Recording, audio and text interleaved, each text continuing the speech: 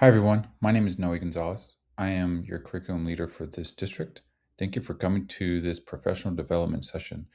I know your time is extremely valuable. Today, we're going to be carefully reviewing the ELA benchmark data from the fall semester. Okay. By this spring, we will have a list of specific things we can do to help students get better.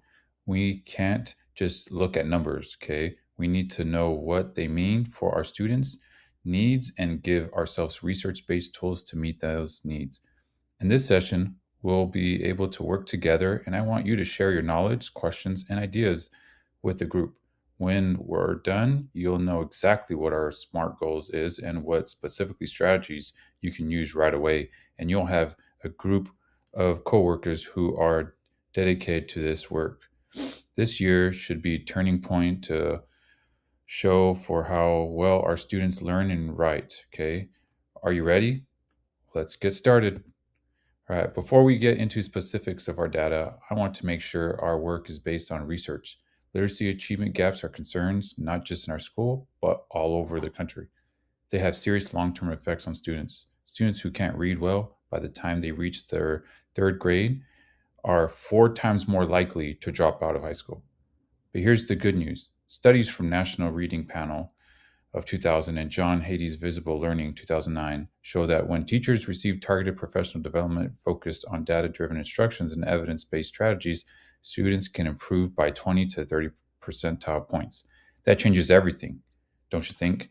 The key is to work together to analyze data, use the different methods of teaching, and always follow proven methods. It's not about working hard, it's about working smart with others.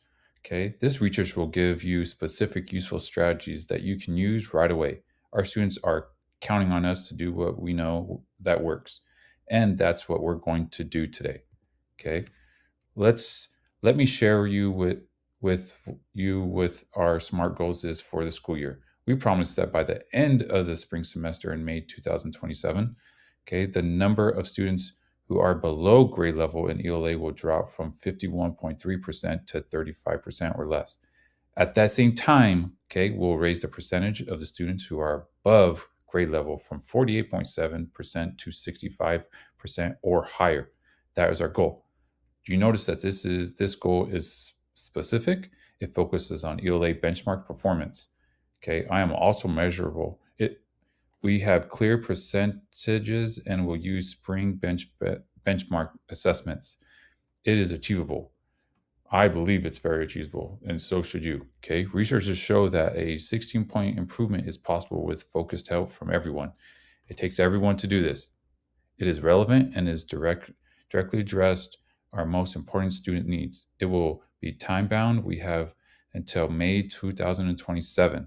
As you can see, this is a big goal. I believe we can definitely reach it if all works together.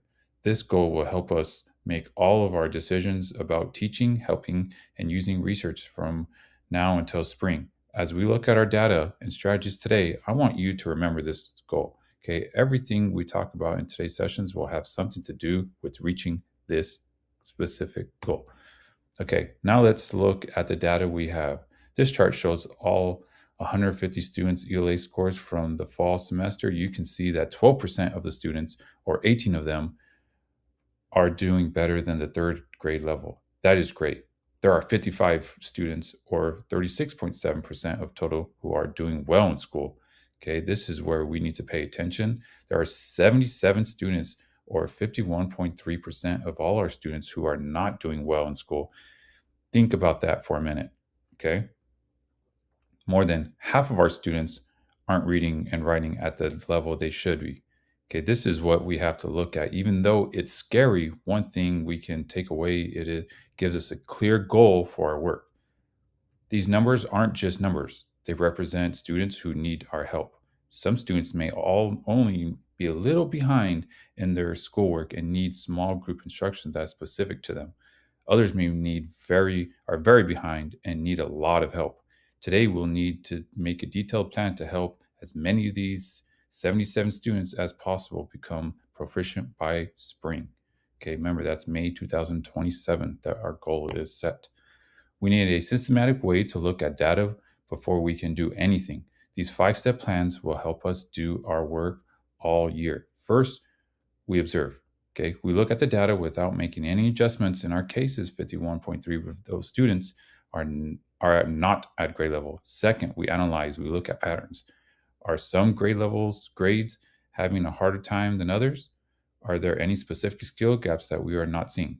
Third, we make an educated guess about what we might be causing the problem. Okay, let's pause for a minute and everyone think. Maybe this could be because there aren't enough resources. There aren't enough intervention times for the kids. Okay, there are gaps in instruction. What do you guys think? Fourth, we should ask questions to figure out what more information we need. Do we need to look at data from subgroups, scores for each part of the reading? Finally, we get into action.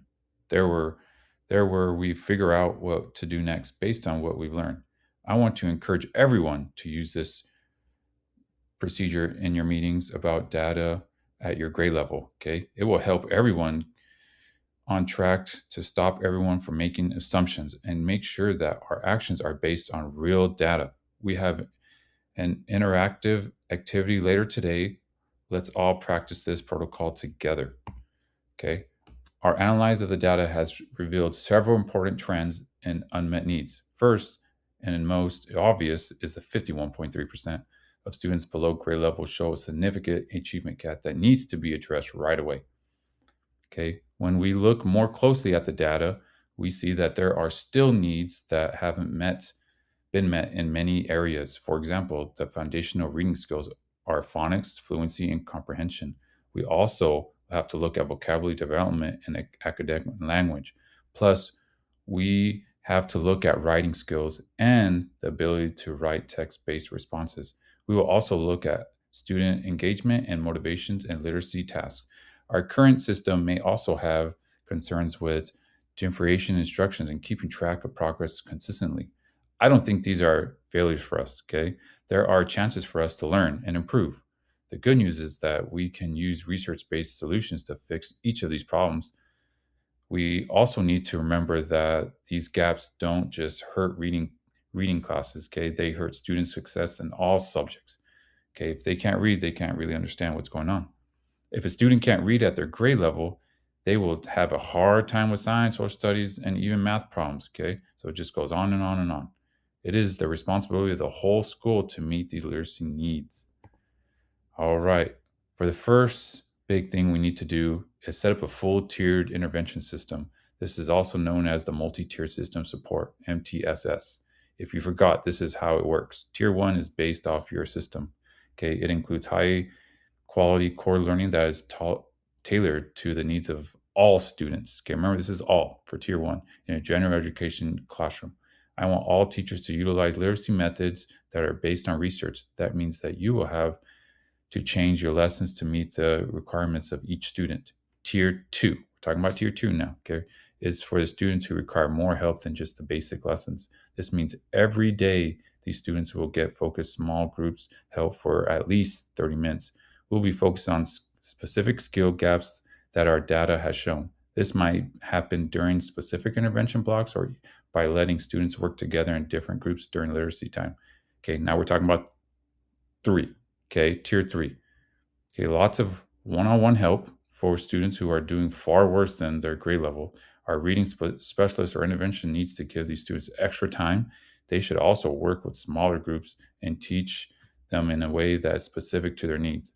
I believe the key to success is that these grade levels are flexible. Students move between them based on evidence from constant progress monitoring. This should not be done just once a year. Okay, when they are placed, I want to see future planning meetings. We'll talk about the schedule and logistics for putting the plan into action later. Okay, I believe we can't do this work by ourselves. Okay, no one can do this by themselves. We need to work as a team. Okay, collaborate. We need to work together to use the data to teach effectively. That's why we're having planned sessions for data teams at different levels. Starting next week, instructions from each grade level will meet once a week for 45 minutes to discuss about how their children are doing. okay, how their students are doing. You will also prepare lessons and find ways to support pupils who are experiencing problems. You will have to go to these meetings. They provide us time to do the most important things we do. I want teachers from different grades to meet every other weekend to make sure that their work is the same across all grade levels. Instructions in the third grade needs to know what second graders are doing, and instructions in the fourth grade needs to be explicit about what they anticipate. All of our staff will gather at least once a month to go over the data for the full school. Okay. So we'll check on how we're doing toward our SMART goal target at these sessions and make changes to our plans if we need to. Okay, we'll be very flexible, but we gotta try to stick to these SMART goals. Okay, this way of our working together has a lot of benefits. Some of these benefits are the teachers are responsible for their students' performances and that interventions may be changed quickly, that teachers can see their students develop, and that teachers are less alone. You will learn from what others has done well and work together to find solutions. This is how we make a real culture collaboration and data use. All right. All right. To improve literacy results, everyone needs to do their share. Let's be clear about who is responsible for what. Teachers, you are the front line. You will provide tailored core instructions, continual formal assessments, tier two, small group treatments, and regular updates to the families about their students are doing. Students also have the duties, okay? They need to be involved in their learning. They should also create personal reading objectives with your help. Also, they should practice skills on their own and at home if they can. Lastly, they can keep track of their own progress. Okay, our support staff, which include reading experts, intervention, and professionals, will provide tier three intensive interventions. This will help with co-teaching, do diagnostic assessments, as well as show how to use evidence-based practices. I want to see administrators provide tools, make sure teachers keep learning, and and protect intervention time in the master schedule. Okay, let's not try to take that away. They need it. They will also do targeted classroom observations, and I hope to get rid of things that make it hard for you to implement what I am asking for. For the district side, they will give money, data systems, curriculum materials, and training for teachers. I know this is a big if, but I would like families to read with their kids at least 20 minutes every day. Okay. Go to literacy courses and take their kids and talk to their kids' teachers. Okay. Communication is the key for parents if they can't do the other stuff. Lastly, community partners can give resources, volunteer tutors, and after school programs. I know this sounds a big task, but I know it can get done. Our initial research driven strategy is explicit vocabulary instructions. This is important as the achievement gap frequently is linked to a vocabulary gap. Research does show that struggling readers know about half as many words as their peers who are good at reading. This gap gets bigger over time. Okay. Becky Macon and Kukan's groundbreaking book, Bringing Words to Life, show that students need to see words 12 to 15 times in a different meaningful situation to really understand it. We are going to use the Fryer model and word consistencies activities to reach 8 to 10 high utility academic vocabulary words each week.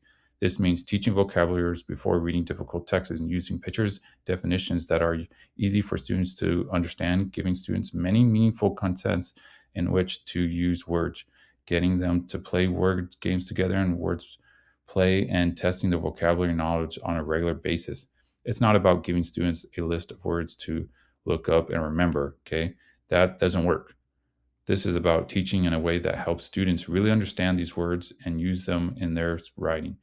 I'll be giving you specific lesson templates and resources to help you guys. All right.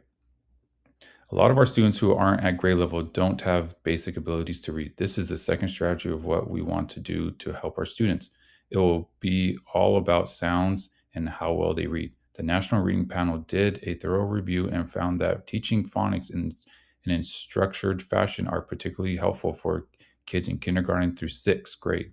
Okay, National Reading Panel of 2000. This is a great for people who have challenges reading. Research led by Timothy Rasinski have discovered that teaching fluency through methods like Guided oral reading and repeated reading helps kids read faster. That's Rasky 2010. It also helps them understand what they are reading more thoroughly. This is what we need to do. First, we'll figure out what students who are doing well in school need to improve on. This can be done by seeing how much they know about language and how well they can read. Then we will use a plan to teach reading in small groups. We will teach reading every day. There will also be rules about how many times you can read through the same thing. In this stage, youngsters read the same things 3 or 4 times so they might become used to it. Okay, also use their fingers to go along. We will also check how many words they'll get right every week to see if they're getting better. As youngsters, it gets proficient to the basics. Give them harder material to read. This isn't just for the kids first grade. Many youngsters in the upper grades can't read at their grade level because they don't know the phonics well enough. We need to address these weaknesses in a way that is easy for them to understand. All right, guys, you don't have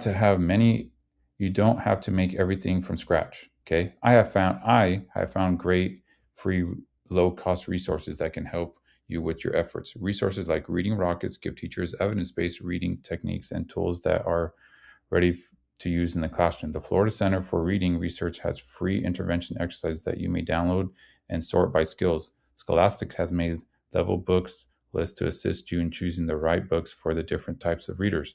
Intervention Central has tools for keeping track of progress and ideas for intervention.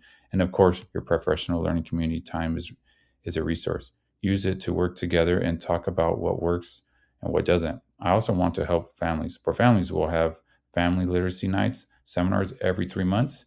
We can send home reading bags with books and activity guides. We can also let parents see their children's reading level on the parent portal.